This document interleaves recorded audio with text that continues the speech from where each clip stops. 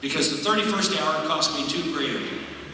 And he says it's going to cause problems among my workforce. He said, I know the people who work for me. I got the single mom who needs 35 to 36 hours a week in order to make ends meet. I got the college kid who needs 40 hours or 42 hours during the summer or during the holidays in order to make ends meet. And they're only going to get 30 hours, and it's going to cause a problem. And he says what's going to happen is they're going to go down the corner to Kentucky Fried Chicken or go over to the laundromat or go to the convenience store in order to pick up the hours that they can't get from me. And some of them are going to have trouble getting to work, and it's not going to be good for my workers, and it's not going to be good for the country. But I don't have $65 million in the competitive industry lying around that I can devote to this. Oh, we were told, you know what? We just want to give everybody the same care members of Congress get.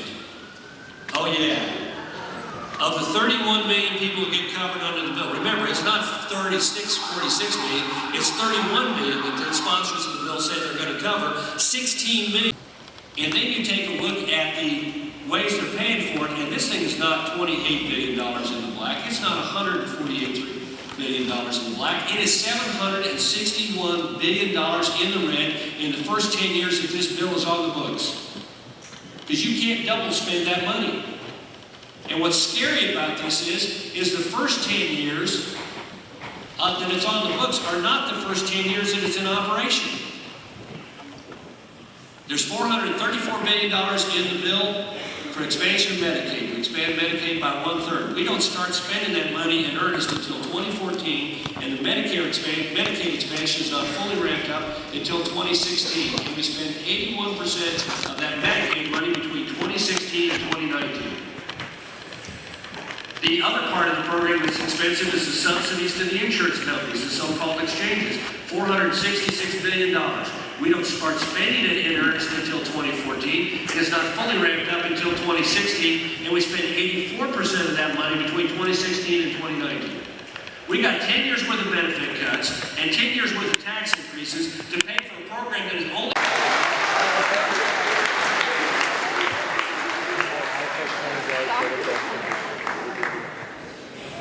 This one comes from Daniel, who was a second year in Kentucky. What role does the Tea Party have in the future of the Republic? What role does the Tea Party have? This is going to be an interesting phenomenon to play out.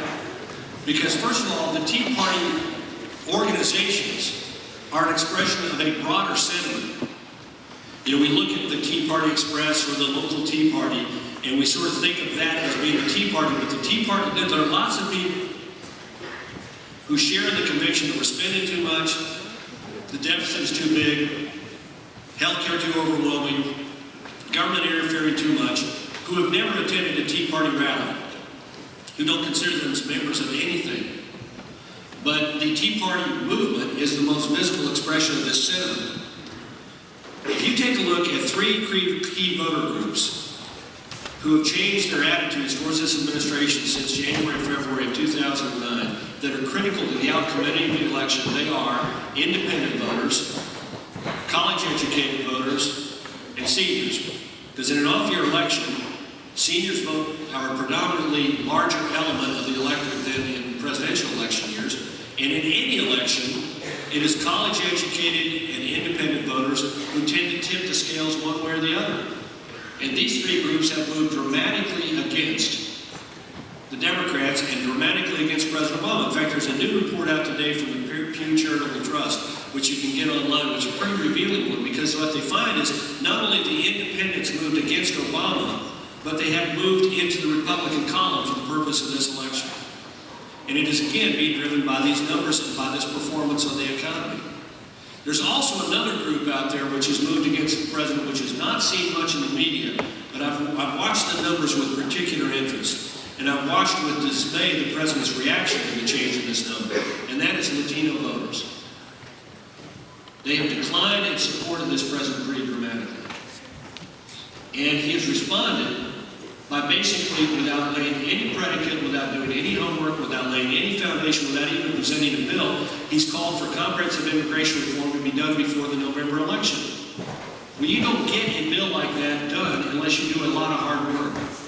And when you try and knit the two parties together, because this is a contentious issue that's not going to be settled until Republicans and Democrats come together and to try and do it I'm not even sure he tried. I think he just simply said, I need to ingratiate myself with Latinos whose support I'm losing. I know this is going to cause problems for my party in the 2010 elections, but by God, I got to save my posterior in 2012, so I better let the Latino community, Hispanic community know that I'm with them on immigration reform by calling for it, even though I've done nothing to make it possible.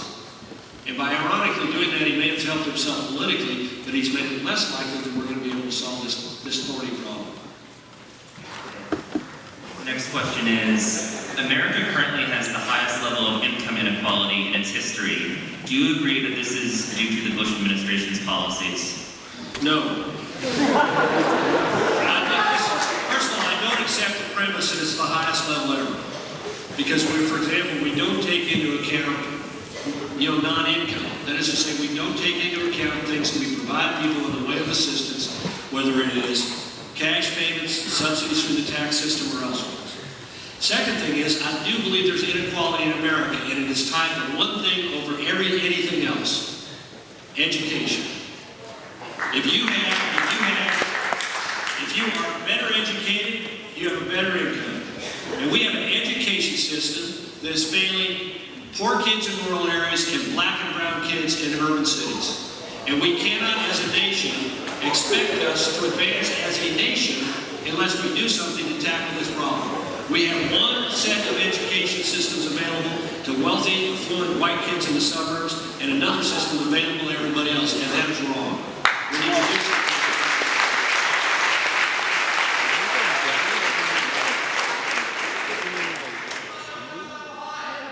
The Republican agenda. Sorry, I can't hear you.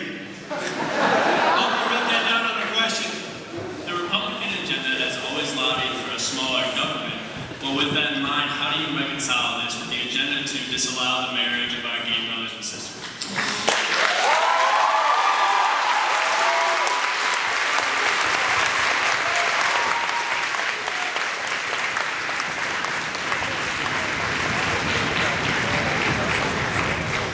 My personal belief is that marriage is between one man and one woman.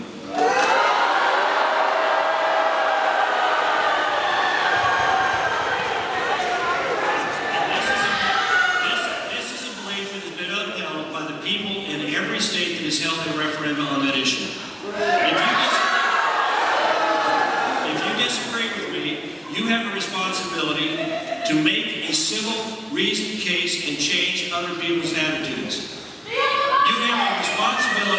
You have a responsibility to treat this as an essential element of our democracy, in which you have a responsibility to make your case and win the day. And thus far, you have not. Now, I know that there is a strategy by the gay rights movement to get this done through the courts. I think that is wrong. You have the right to file a lawsuit, but it will do your cause no justice if in the meantime we make the American people feel as if this decision is outside their control and outside their hands. This is not a transitory issue. This is an issue in which you are challenging 5,000 years of human thought. Now, you may